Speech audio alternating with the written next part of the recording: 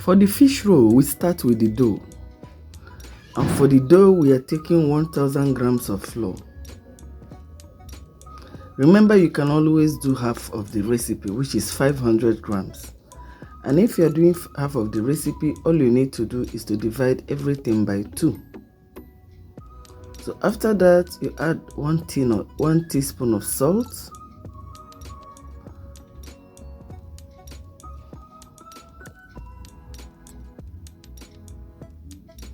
And after that, 2 teaspoons of baking powder.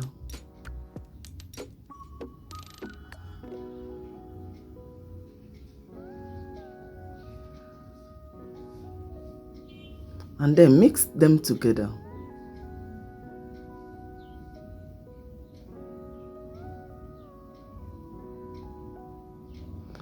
Next, you add 500 grams of butter.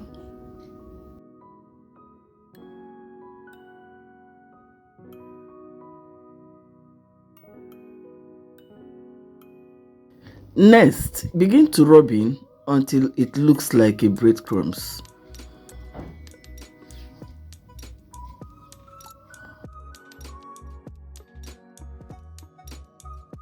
Now add 1.5 cups of water.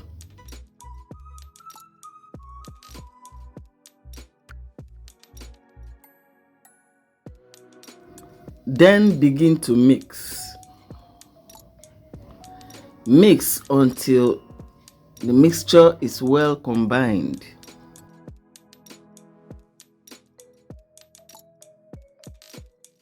Transfer to work table and continue to mix.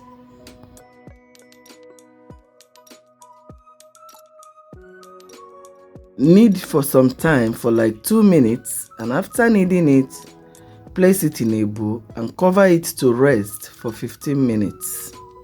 Remember, I have always told you that for you to get the best of every dough, you must allow them to rest for at least 10 or 15 minutes. Now for the fillings, here are my ingredients. I have fresh pepper, I have onions, I have stock cube, I have my egg, and this egg I'm not using it for the filling yet, but for binding. Okay, and then I have my curry, my tomato paste. You can use any product, they're all the same. And I have my thyme, salt, and vegetable oil. Now we have the main one, which is the fish, the mackerel fish. Okay, some people call it Titus, some people call it Scumbia, but whichever name they've decided to give to it, all you need to know is this type of fish. The skin looks like a python-like. Okay, that's the fish we'll be using if you want the fish roll to taste very well. Okay, now I have cut and washed them. I'm now going to place them on heat to cook until it is tender before I will debone it. Okay, so while that cooking is going on, we begin with other ingredients. I've opened my tomato paste, and with my tablespoon I'll be taking 2 heap spoons. Okay, now to save the rest, all you need to do is to add the vegetable oil. Okay, make sure you bring everything to a level and add vegetable oil in order to save it for whenever you want to use. All right, so I'm opening my stock cube. For the stock cube, I'll be using just 1. I don't need much. Now the fish is ready. It's now tender. I had to now start deboning it. So starting from the head, I will only take the part where we have the normal fish, not the bone. Okay, so I've taken that and I set the bone aside, and then other ones I'm going to be opening and removing their middle.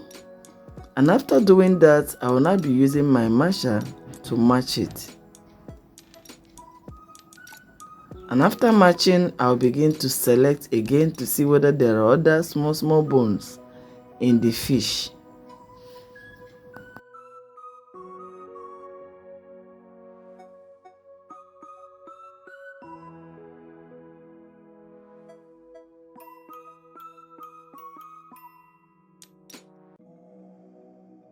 So after mashing, begin to pick out the bones and make sure that the fish is completely out of bone. Okay, you must use your bare hands to do this. If you use hand gloves, you will not be able to feel or to dictate the bones. Don't just worry, everything is still going to pass through heat, so it doesn't matter if you use your hand. Next, you place your skillet on heat and add your vegetable oil, your onions, and after the onions, the pepper, and after the pepper, you now add your tomato paste and begin to mix until it's well combined while it's still frying.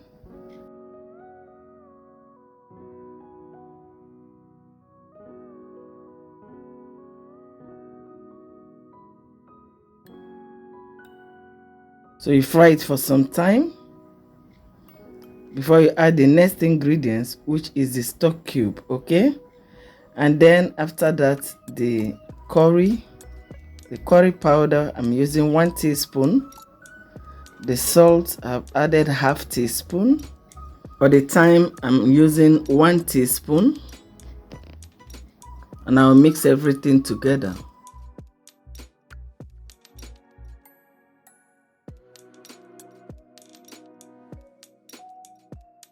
Now you add the mashed fish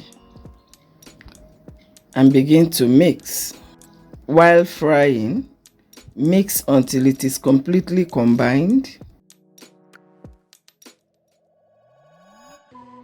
Stir it, continue to stir fry it for about 3 minutes more, and then remove from heat. Transfer to a wider tray or a wide bowl or whatever thing you have around. Break 1 egg into a bowl, whisk it and then set it aside together with the pastry brush. Now sprinkle some flour on the work table and roll out your dough. And for the dough, you are going to be rolling out in a rectangular shape. So when you place your dough, you sprinkle some flour again on top so that it will be easy for your rolling pin to move it around. Now roll it until it is at least 1/4 inch thickness. At this point, I am not rolling all because I know my table, the width part of my table will not contain the length, so I have to divide and remove some.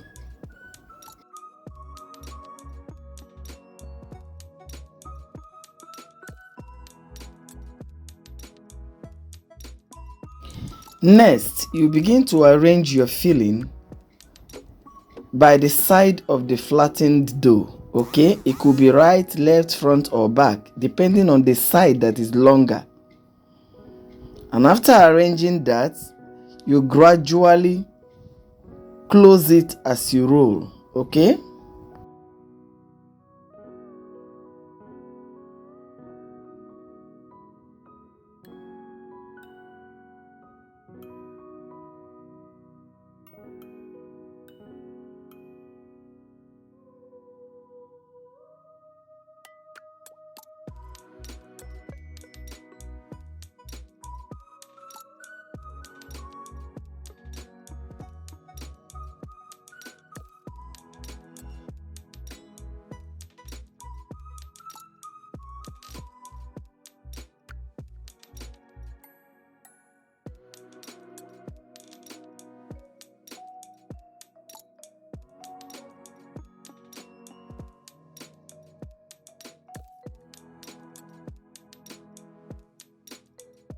now on getting towards the end, you don't have to close it up completely without applying your egg, as the egg is the only thing that can seal it so that it will not open while it is on heat.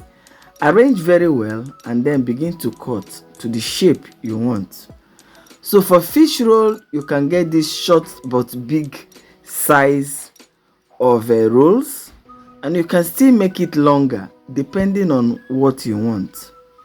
Okay, so you begin to cut to your desired shape until all is divided. Okay, and then place them on a tray, on a prepared tray. Remember, you should always arrange your tray in such a way that it will not stick. And what do? You apply your butter, sprinkle some flour on the baking tray before you place all the fish rolls on top.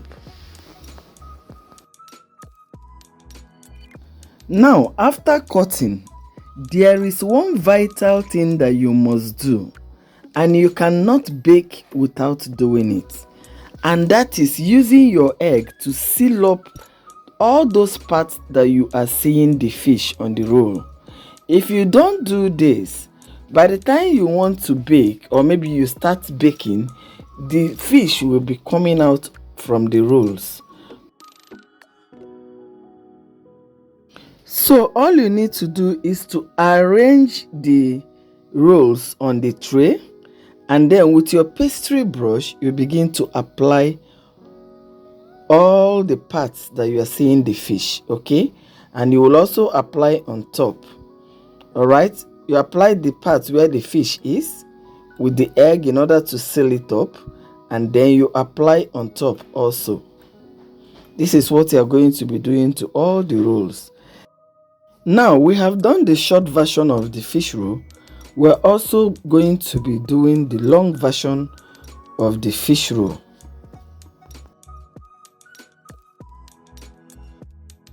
Now sprinkle some flour on the work table and then divide the dough, as we are going to be using it to showcase two different methods again. Now arrange one of the doughs and then roll out.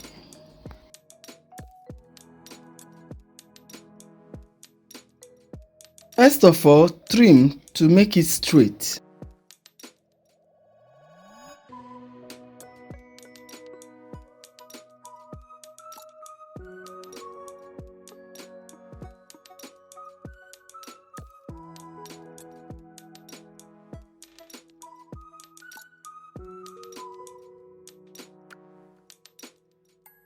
Arrange your filling again by the side. This time you can see that the flat dough is not very wide. That means the wider the flat dough, the bigger your roll. Okay, now I have reduced the flat dough to almost half, and I am going to be rolling now. Okay, and by the time I finish rolling, it will not be as big as the first one that we cut. What is the lesson here? The lesson here is that if you want to make a longer version of the fish roll, you must make sure that your pastry is not very wide. Okay, that's the lesson. And then you begin to cut according to your desired shape.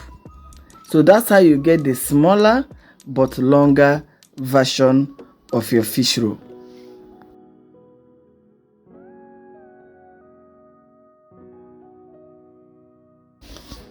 You can also use measurement to do this cutting. Okay, use your ruler, place it beside it, and make sure you are cutting exactly what you want. If it is 4 inches, you make sure you are giving it a mark on 4 inches. Okay, then after that you arrange it again on the tray and then seal it up using your egg.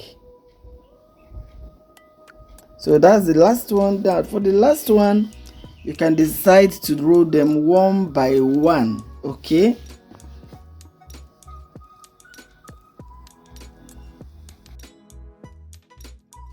that is to say, you arrange the fillings one by one also. Okay, and then after that you begin to roll them just like you rolled the other one.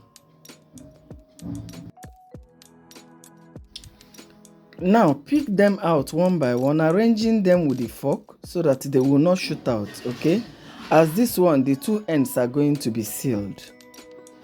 Also use your egg and seal it up, and then with your fork, the two ends, you press them down as if you are making a fish tail. So this is what you will be doing until you get all of them well done. Now the next one, I'm going to be using a different method, which I am going to be using my brush and my egg to apply all the three corners, leaving only the side where the filling is, and then I will roll. Now this will help me that when I want to seal it, it will just answer me fast. It won't give me a headache. Okay, sorry, it's not showing very well on the video. Maybe the next one will.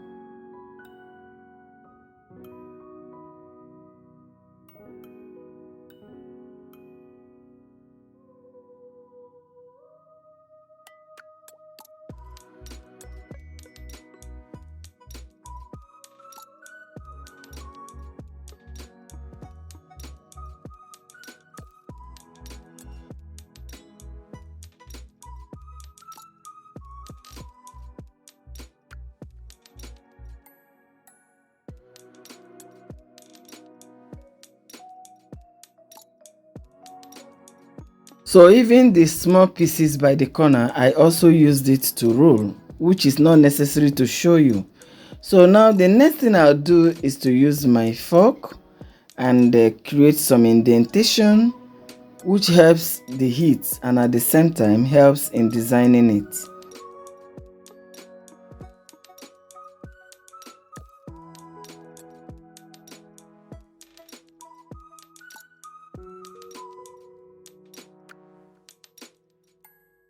You can also use your knife to create the indentation, okay, putting across it. All right, it's still a way of designing it.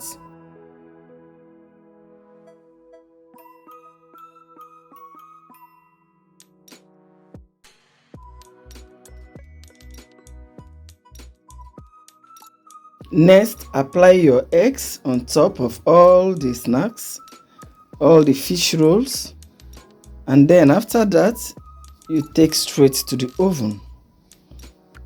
Now make sure that your oven has been preheated before putting it in, okay?